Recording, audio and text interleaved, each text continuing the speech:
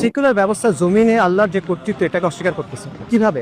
সে আইনের ক্ষেত্রে শরিয়াকে মানে না, সে বিচারের ক্ষেত্রে আল্লাহকে মানে না, সে মূল্যবোধের ক্ষেত্রে আল্লাহকে মানে না, সে শাসনের ক্ষেত্রে আল্লাহকে মানে না।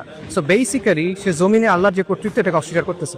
ইসলামের অবস্থা সিম্পল, সার্বভৌম সত্তা আল্লাহ, বিধানদাতা আল্লাহ, এবং আল্লাহর উপর ঈমান আনার দাবি হলো, আবশ্যক হলো যে আল্লাহ যে সিস্টেমটা আমাদের দিচ্ছেন আপনি এই সিস্টেমটা বাস্তবায়ন করবেন।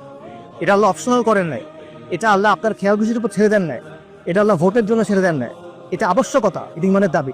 আল্লাহ সুবহানাহু ওয়া তাআলা তার হুকুমের সাথে তার ইবাদতের প্রশ্নকে যুক্ত করছেন, একসাথে দুটাকে বলছেন ইনিল হুকমু ইল্লা লিল্লাহ, আমার আল্লাহ তা'বুদু ইল্লা ইয়্যা। আল্লাহ বলছেন হুকুম আল্লাহ, তারপর আল্লাহ কি বলতেছেন? আল্লাহ নির্দেশ দিচ্ছে তোমরা আল্লাহ ছাড়া অন্য কারো ইবাদত করবা। হুকুমের পরে এই কথা আল্লাহ বলতেছে। আল্লাহ সুবহানাহু ওয়া তাআলা প্রশ্ন করতেছেন আফা হুকমুল জাহিলিয়াতি ইয়াবগুন ওয়া মান আহসানু মিনাল্লাহি হুকমান লিকাওমিন ইউকিনুন। আল্লাহ প্রশ্ন করছেন তারা কি জাহেলিয়াতের হুকুম কামনা করে? তারপর আল্লাহ নিজেই বলতেছেন যে বিশ্বাসী কওমের জন্য, দৃঢ় বিশ্বাসী কওমের জন্য আল্লাহ ছাড়া শ্রেষ্ঠ বিধানদাতা কে? আল্লাহ ছাড়া শ্রেষ্ঠ কে? আল্লাহর চেয়ে শ্রেষ্ঠ কে? আলাইসাল্লাহু বিআহকামিল হাকিমিন।